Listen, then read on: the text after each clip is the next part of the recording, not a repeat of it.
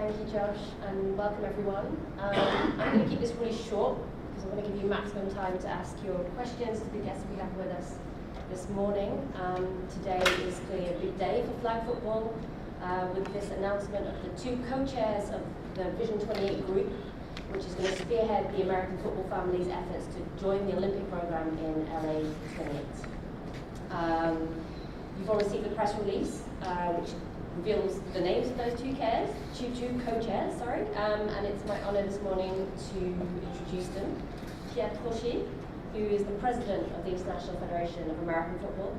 He is a former player of American football, an offensive linesman in the French and Austrian leagues, and he's also an experienced entrepreneur and sports administrator who was elected as president of IFAF in December last year. And of course, Troy Vincent, who is Executive Vice President of Football Operations at the National Football League. Many of you will know his career. He's previously spent 15 seasons as a player in the NFL, started out as a first-round draft pick for the Miami Dolphins. He's a 5-time Pro Bowl quarterback and a member of the Philadelphia Eagles and University of Wisconsin Halls of Fame, as well as a former president of the NFL Players Association. I'm really pleased that we're also joined this morning by two other senior members of the Vision28 Group. Peter O'Reilly, Executive Vice President, Club Business and League Events at the National Football League. And Flores, who is IFAF's athlete ambassador here. She's the quarterback of the Mexican women's team, competing here in Birmingham. I'm pleased to say she and her teammates have qualified for the semi-finals this afternoon. So we're lucky to have her with us. That's enough from me to get us started. Pierre, I'm going to give the floor to you for some opening remarks.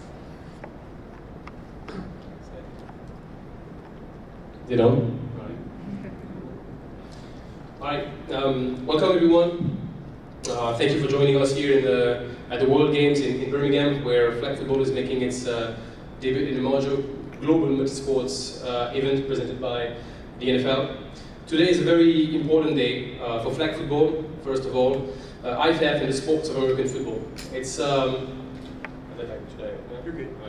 It's an important step toward our goal, and obviously we're here because we share a deep passion for the game. So, an important step toward our goal of seeing flag football played at the Olympic game in Los Angeles 2028 and beyond. When I started playing this game, I was 6 years old, coming from a small town in France called Châteauroux, a little town in the center of France. And basically I started the game because my father told me that by the time I would grow up, our sport will become an Olympic sport. Today this dream feels closer than ever for us, for all the athletes and for every football fan all over the world. My pathway in sports have been quite different from the great men alongside me. It's an honor for me to co-chair this Vision28 Group alongside Troy Vincent, true legend of the NFL. This shared leadership sends a strong message about the strength of the partnership between the International Federation of American Football and the National Football League. And speaks of our shared commitment and belief in everything in flag football can bring to the Olympic game and the Olympic movement. Here in Birmingham, we have seen a glimpse of it. Incredibly close and exciting games, obviously. Every game here is a fantastic opportunity for global athletes from all over the world to come together and to share a common passion for the game. We have seen people from Japan, from the United States, from Mexico, obviously, and the light in the eyes of those athletes is just phenomenal. Flag football is one of the world's fastest growing sports for a reason. It's fast, it's creative, it's skillful, it's party, it's a format that's really adapt to how Generation Z consumes sports. It's also a sport that is truly accessible and truly inclusive. Flag can be played by everyone and everywhere. In particular, it's a fantastic platform for women's participation and empowerment through sports. And obviously, nobody will speak better about it than Diana around me. Flag is also a great fit for multi-sport environment and aligned with the trend in major events and the positive evolution of the Olympic Games over recent edition. 5-on-side team, short tournament format, real flexibility when it comes to venues. We don't have to build a stadium for flag football. Obviously, we're having a great event in this truly historical venue that is Legend Field at the moment. We also fit great on an indoor arena or just a temporary urban park, just like basketball and 3-on-3. Then there's also this festival atmosphere, enhanced by everything that the National Football League has as the ultimate sports entertainment property with world-leading expertise and innovation and youth fan engagement. I mean, obviously on that note, I would just defer to my guest on my side about it. And that being said, I will just let Troy take the microphone and give us a few words for this introduction. Well, thank you, Pierre, and welcome those that are not local. I'm excited personally, and it's a privilege to be a co-chair for Vision28. As we look at the game of football and what it offers to young people, young men and young women, that just shouldn't be something that is domestic. We just believe the values of our game stretch far beyond the states here. It's the fastest growing, as Pierre has referenced, it's the fastest growing sport in the states and around. We've got 100 different countries that are participating today in some form of flag. We are excited about this partnership with IFAF. Just to continue to introduce this competitive, which I think is competitive as it can be, the highly skilled game of flag football. We're seeing that on display here now. If anyone had an opportunity to watch the games yesterday, the young ladies and the young men, they're getting after it, as we would say. And so we're looking forward to not just the LA 2028.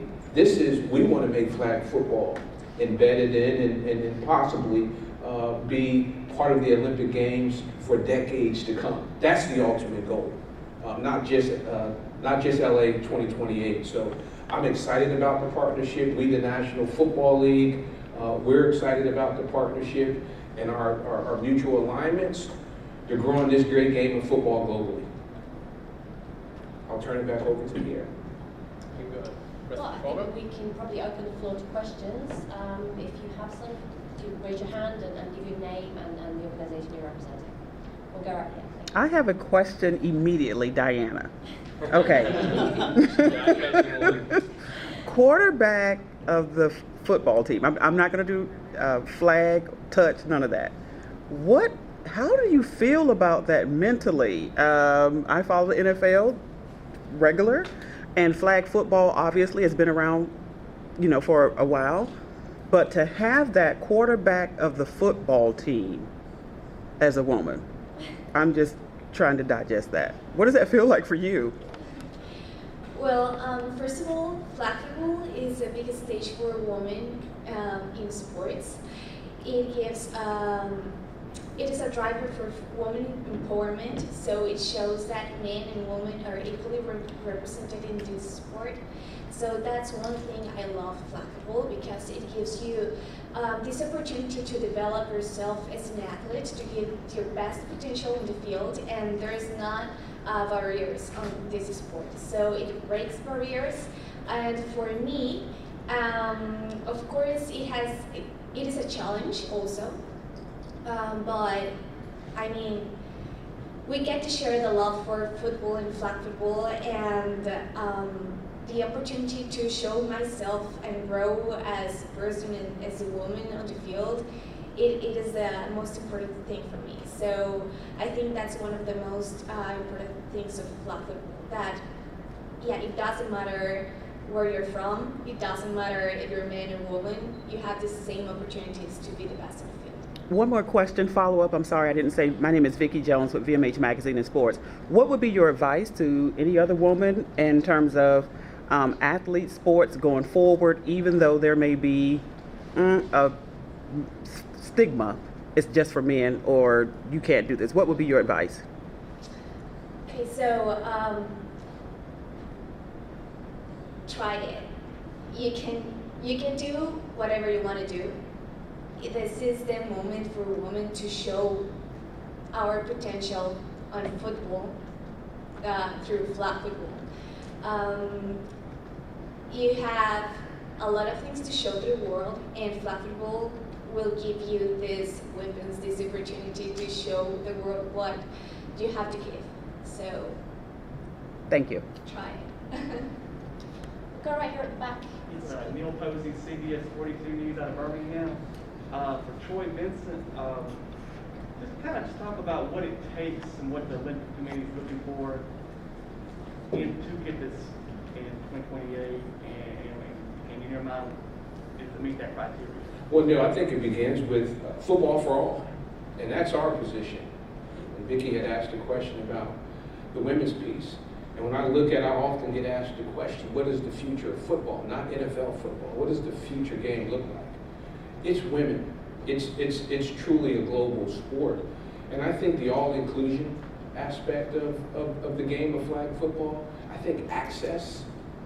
Does everyone have access depending on where you are around the globe? I think those things are important.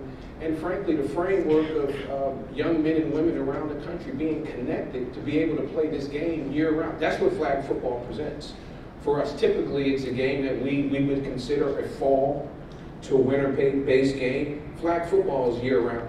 It's 365 days a year, 7 days a week. You can play it anywhere, and anybody can play it. So I think that's what the committee's looking for. What is getting the flag football in the Olympics do to validate it as a sport and grow it? How much does that change it? Well, I think the Olympics, frankly, and I was a professional athlete here in the States, but the ultimate profession is the Olympics. I think as an athlete, every athlete aspires to be an Olympian. You talk about truly validating the sport globally. That's what I think that would do for us to be a participating sport in the game, the Olympics Games. Every athlete, we see that with the NBA, we see that with professional boxers. To say that I'm a gold medalist, to represent your country, I think is the ultimate prize as an athlete. Over here at the back, in the black. Okay. I'm Brian from Flores, Colombia.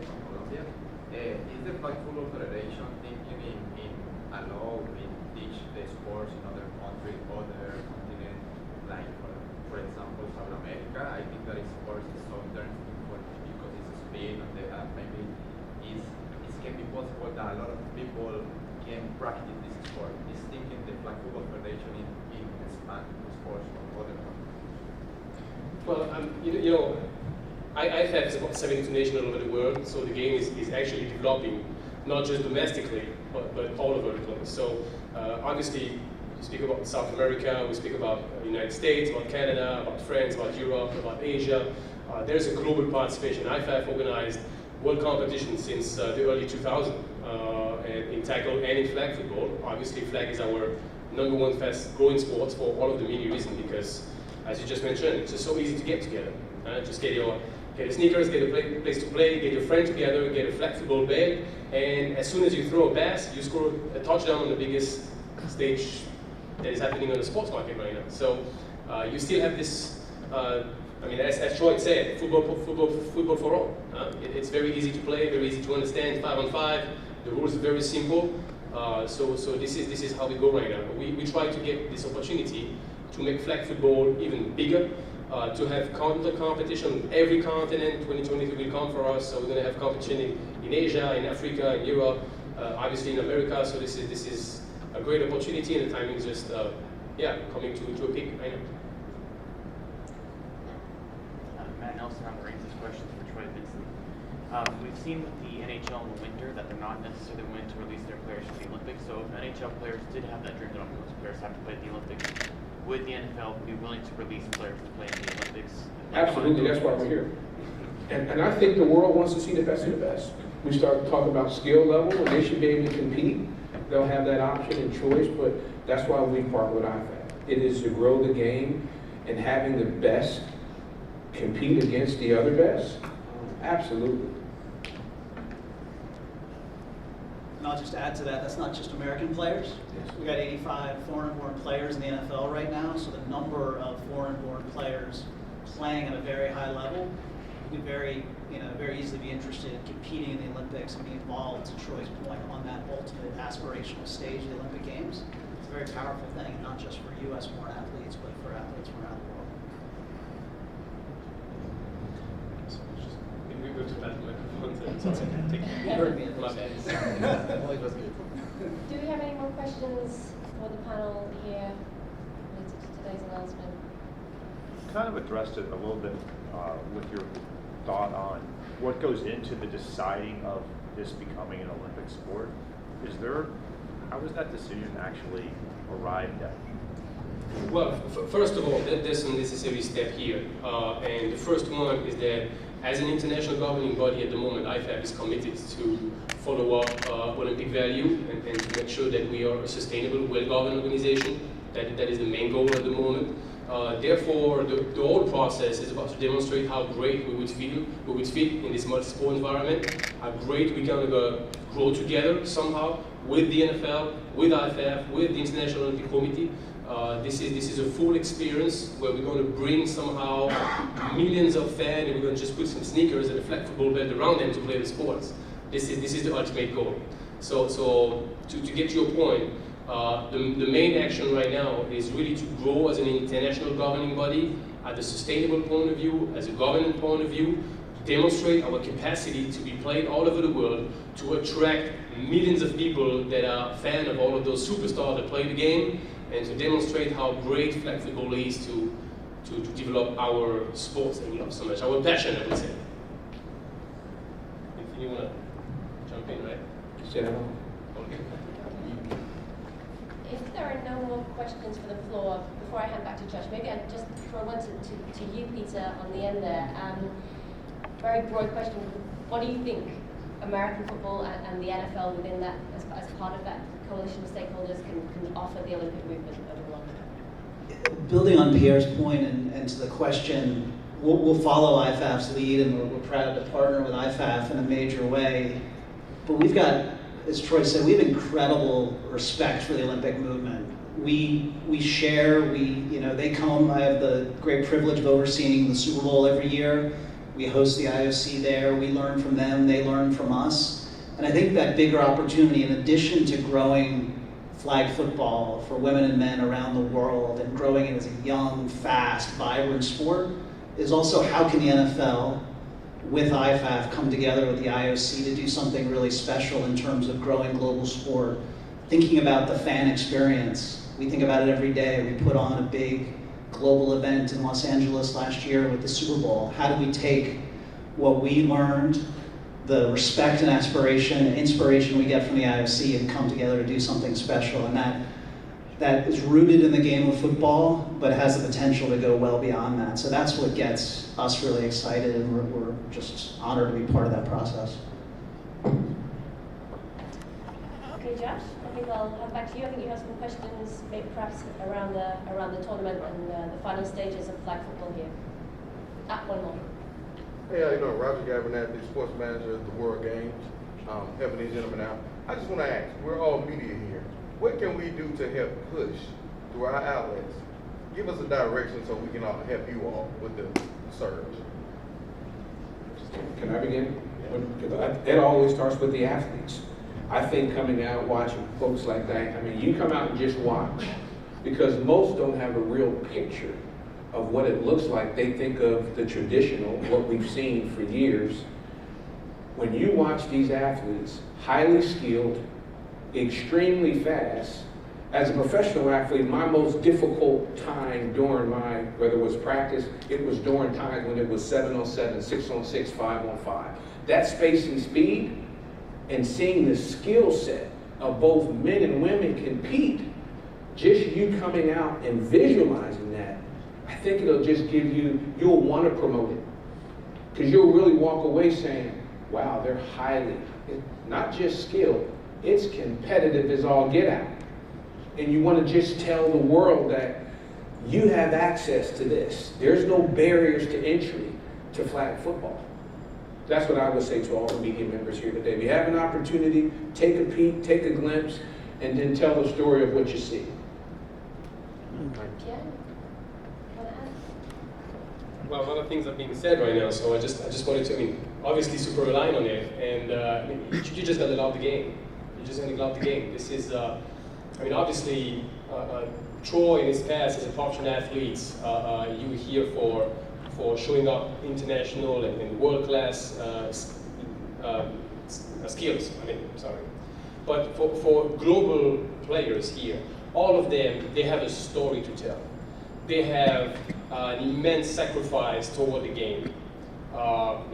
Being a student, being a worker on the side, all of them are not here with the dream or the goal of hopefully being a professional athlete someday. They're here because they just love the game. They just love to compete. They want to play for Team USA. They want to play for Team Mexico. They want to play for Team France. This is how you obviously Troy talk about representing your country. This is how you rep the flag.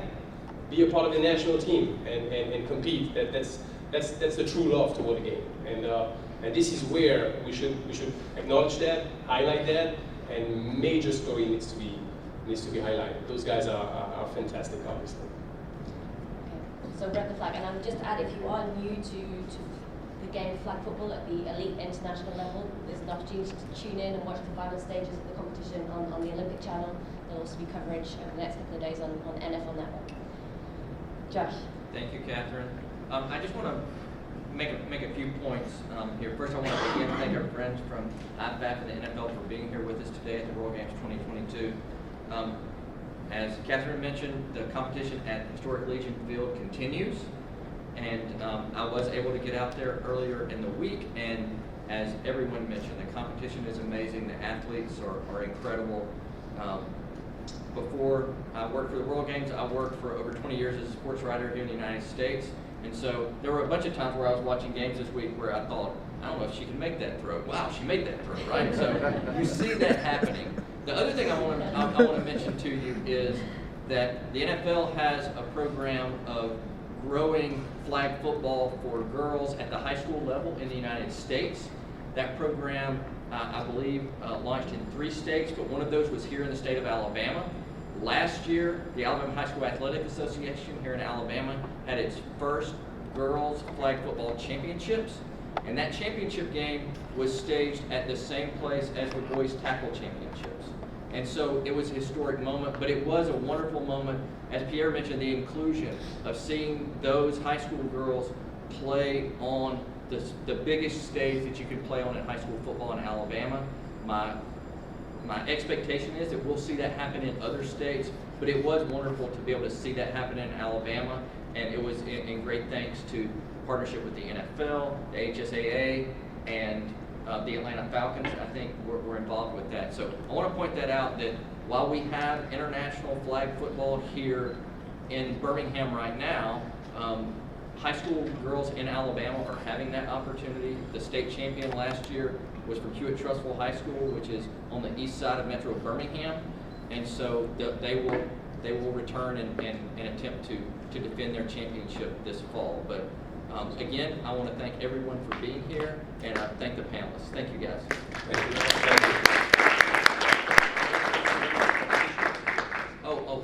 Only one other thing. Some of the panelists, or all of them, may be available for one-on-one interviews, and we will be here to assist with facilitating that if you have those needs. Thank you.